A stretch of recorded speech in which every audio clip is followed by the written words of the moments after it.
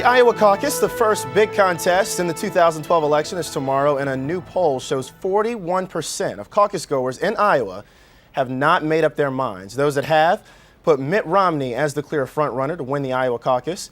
The Des Moines Register puts Mitt Romney at 24%, Ron Paul at 22%, and Rick Santorum, continuing his late surge, is third at 15%.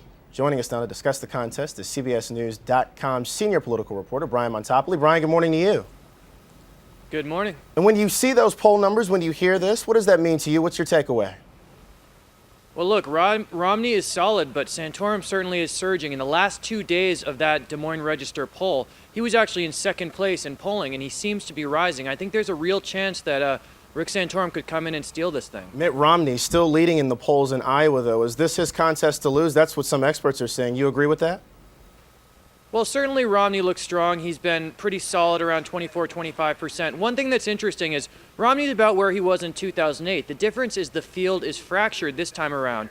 In 2008, he lost by about 9 points to Mike Huckabee because social conservatives rallied around Huckabee. This time, there's no consensus social conservative candidate. Rick Santorum is trying to be that guy. But right now it's split, and that allows Romney with about the same level of support to potentially win. So even 1 day away, we still don't have a decisive victor in this contest.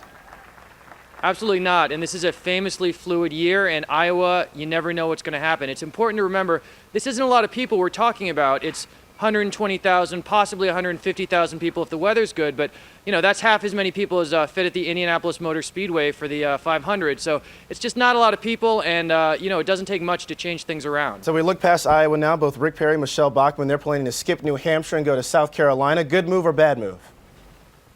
Well, look, if you're a social conservative like those two are, it is a tough sell in New Hampshire. The question, I think, is whether those folks are still in the race come South Carolina.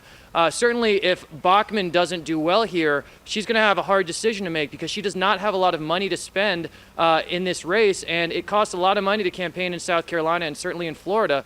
So the question, I think, if she doesn't do well in the caucuses will be, does she stick around for the rest of January? You mentioned that a lot of people won't be voting in this contest, but it's still hugely popular. Even the winner of this contest may not be the Republican nominee. Why is there such a focus on the Iowa caucus? Well, look, it's the first in the nation contest, and, you know, it is a chance to see these folks close up. There's a sense that the retail politics question helps. I mean, if you look at 2008, Barack Obama got a big boost out of the caucuses, and it certainly gives people a sense of who these people are face to face. That said, there are certainly those who criticize the focus on the caucuses and say that perhaps Iowa has a little bit too much say in this process and that it would be better to focus on some of the bigger states. It'll be an interesting contest to watch tomorrow. CBSNews.com senior political reporter Brian Montopoli joining us this morning. Brian, stay warm. Thank you. I will. Thank you, Terrell.